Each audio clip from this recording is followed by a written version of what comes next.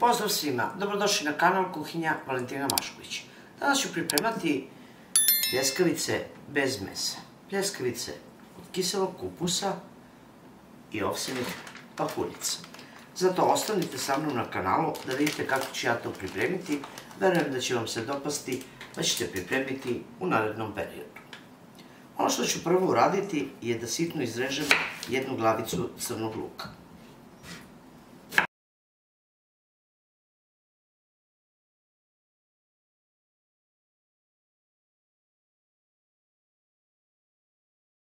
U posudi sa uljem stavit ćete crni luk. Na umerenoj temperaturi vrlo malo propržite crni luk. Zatim ćete u luk dodati pola kilograma kiselog kupusa ili ribanca i nastavite dalje sa prženjem na umerenoj temperaturi. Zatim ćete u isprženi kupus dodati nekoliko čena belog luka i stisnite kroz presu. Mešate lagano i pustite da samo beo luka zamiriše. Zatim ćete dodati 200 grama ovsenih pahuljica. Ovo što ćete još dodati su 4 kašike pomešanog susama i lana. Zatim dodajte crni biber.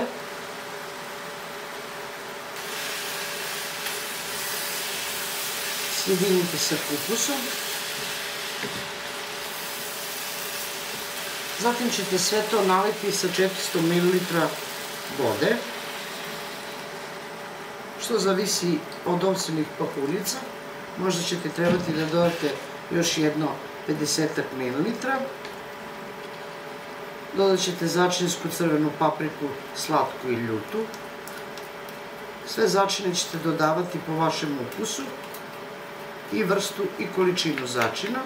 Dodajte malo peršuna, so ili suvi začin dodajte po ukusu, uzimajući u obzir koliko vam je slan kupus. Sve lepo sjedinite. Ja ću dodati još malo vode. Pustite da voda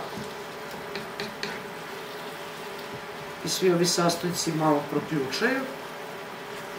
Stavit ćete poklopac i isključite i pustite da se prohladi, a pritom i ovsene pahuljice na bubre.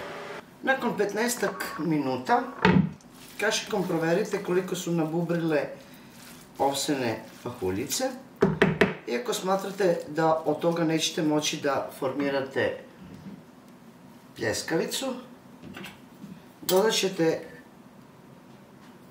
jedno 4 kašike presli ili hlebnih mrvica. Možete dodati i integralno brašno. Ponovo lepo sjedinite i ostavite da i hlebne mrvice nabubre. Nakon što se masa prohladila, stavite u jedan tiganj ulje, a isto možete ove pljeskavice ispeći i u zagrejanoj revni na 200 stepeni. Ako ćete ih pržiti, pokvasite ruke vodom.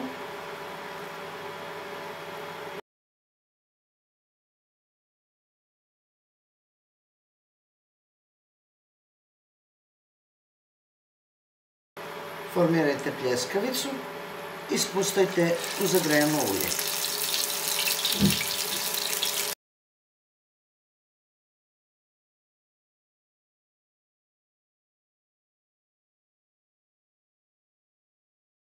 Pljeskavice okrećite posle par minuta i ravnomerno pržite sa jedne i sa druge strane.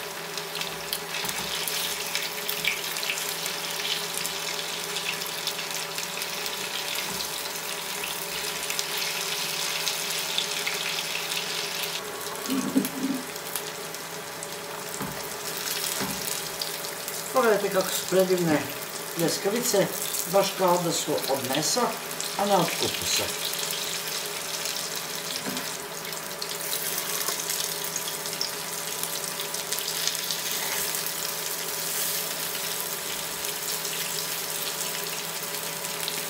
pljeskice, kao što vidite, su gotove. Vidite kako one predivno izgledaju. Verujte da predivno mirišu. Uz neki sos još su lepše i još su ukusnije.